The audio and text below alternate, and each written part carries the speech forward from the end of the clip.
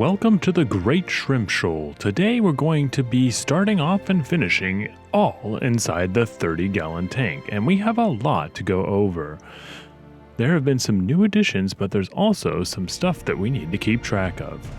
Thank you for showing up, and please remember to like and subscribe on your way in. Let's get things started.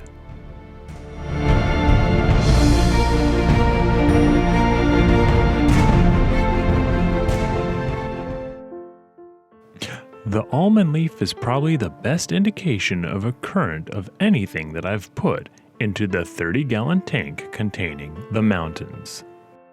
When I put it in, it floated around for a while until I used something to pinch it down, and it eventually came to rest on the opposite side away from the filter's return.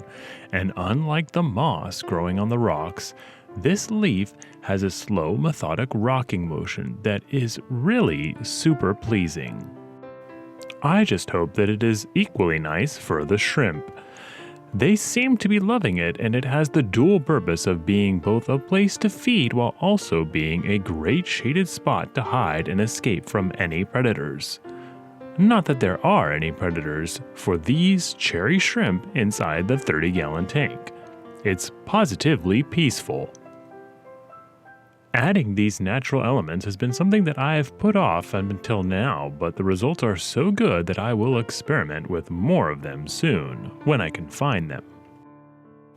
The dwarf hairgrass has put out its roots in every direction, and there are sprouts of it popping up as far as 14 inches away from the original planting.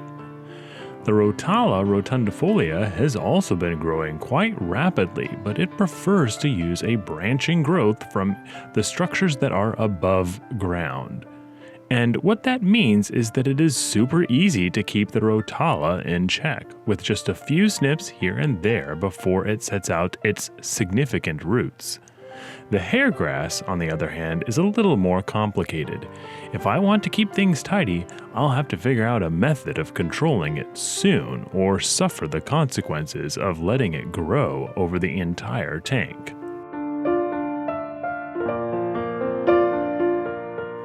As I mentioned before, I do not know where the baby shrimp have gone in such large numbers.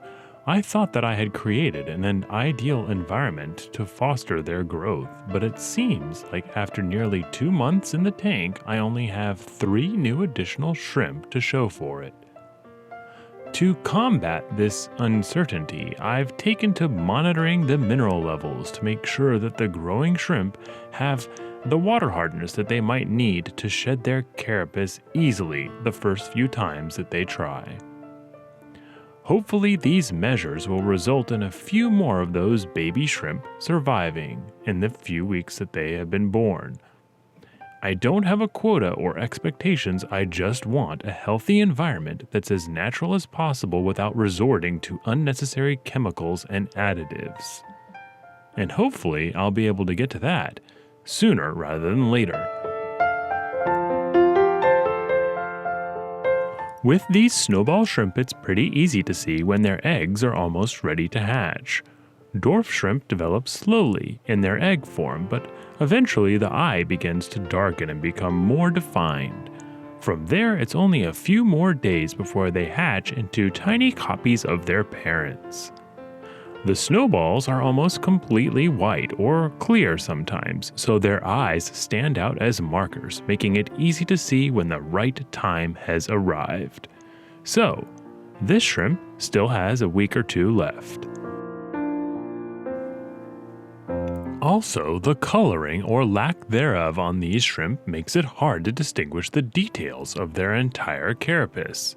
So, the telltale sign of the pieces of carapace that hide the eggs overlapping the pleopods is almost completely transparent. The line down the back that creates the profile of the shrimp is also divided by the saddle where the eggs form. All of these things come together to give this version of the Neocaridina shrimp a very distinct look. This particular shrimp is feeding very close to the edge of the glass, which gives a good look at the claws and how they grab food off of the substrate. Aha, here's one of the baby shrimp now. I sometimes go entire weeks without seeing the few that are left, and it does begin to make me worry. What if they just disappeared one day? It might be a month or more before I really trusted that they were gone and not just hiding for an extended period of time. For the most part, these small baby shrimp stay close to the substrate, rocks or other plants. They don't really swim around as much as their parents do, and I think that's primarily a safety measure. They are incredibly fast when they need to be, but there's no sense in being reckless by exposing yourself to potential predators in the wild. And at this size, pretty much anything would try and eat them. They're basically the bite-sized versions of an already morsel-sized species of shrimp. But if you already thought that these dwarf shrimp were pretty to look at, their pea-sized progeny are positively precious. Yes, I did practice that line a couple of times before I got it right. This is the oldest of the snowball shrimp that I have by what I think is about a good few months, and he is very excited with the new additions of the leaf into the tank. The female shrimp from this community will probably grow to be a little bit larger than him when they are fully grown, so I can look forward to, if they survive, a lot more large shrimp in this tank, apart from the bamboo shrimp, which are almost 10 times the size of this one. It's worth noting that the Hygrofolia polysperma that I planted in this tank, the one single specimen, has started to branch out and has a couple of offshoots. And there's one area where it branches into 3 or 4 different pieces of plant. It's actually starting to look quite beautiful, and it's one of the nicer plants in the tank. This is a really nifty shot, and you don't always get this clarity even when getting close. At this vantage point, you get a close-up view of the maxillipeds and the chelipeds at work. Also visible are 3 sets of antennae and the rostrum or nose of the shrimp. And what's cool is you can see the claws on the chelipeds much more clearly now, and it's something that you don't see when viewing the tank with just your eyes. This close, we can see the claw joint in both pieces, as well as how it is used to feed the shrimp's mouth. This snowball is feeding amongst the roots of the dwarf hairgrass while being shaded by the Hygrophila plant that has 3 shoots. I had originally thought that the roots that broke free through the surface were a nuisance, but not everything is so simple when viewed up close like this. Close in, even these small plant parts seem important, and to be honest, they are important right now. To this shrimp at least. With the proper balance of snails and shrimp food, these tanks don't need much maintenance anymore. When I first started, I would go only a week or so and then have to clean tons of algae off the decorations, the plants, and the tank walls.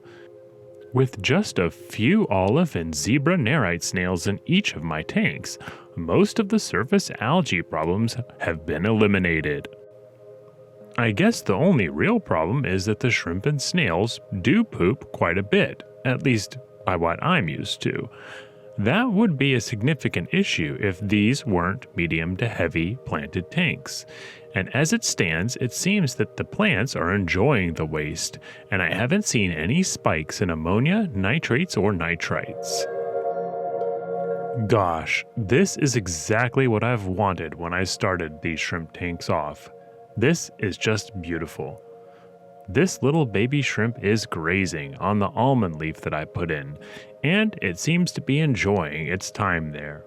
There are tons of factors at play here. In most shrimp tanks kept by other breeders, the baby shrimp tend to find their food on the sponge filters or other filtration elements, and that's because there are little nooks and crannies there for the biofilm to grow. In a planted tank like this, the goal is somewhat different, and it is to make everything from the substrate to the rocks and the plants part of the natural filtration system, so that the views that you have in that tank are as close to nature as possible. I haven't been this close to a natural setup yet, so it's great to see all these factors coming together successfully once and for all. It is hard to plan for stuff like this. It's even harder to reach this sort of balance where all of these natural elements have come together, providing an ideal environment for some living thing to breed and enjoy itself in. At this point, try and imagine that while I was filming all this, I became the living embodiment of the Success Kid meme. This was a great personal victory for me after months of what seemed like touch-and-go periods of disappointing trial and error. The plants are growing, the algae is under control, filters are all working, and the lighting is good. Plus, the shrimp are happy. Alright, time to pack it up, everyone. Job's done. It was a good run, but now that we've finished, we can get these tanks out of here and reclaim our lost living room space. No, I'm only joking. But, seriously, these little shrimp deserve something fun. I mean, besides the almond leaf that they're obviously enjoying right now.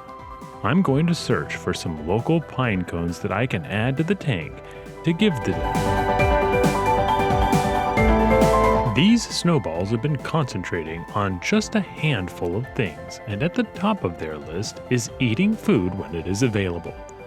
They are also primarily concerned with growing their community, with the female shrimp all carrying their next set of eggs in preparation for what passes as mating in the shrimp world. By this time next week, those little white spots that look like saddles behind the shrimp's eyes on their back will disappear, and they'll soon be carrying a full clutch of fertilized eggs. And the cycle begins again. It seems as though the biggest of the snowball shrimps leads the pack of females, and I've seen her scouting out places for the rest of the community to feed.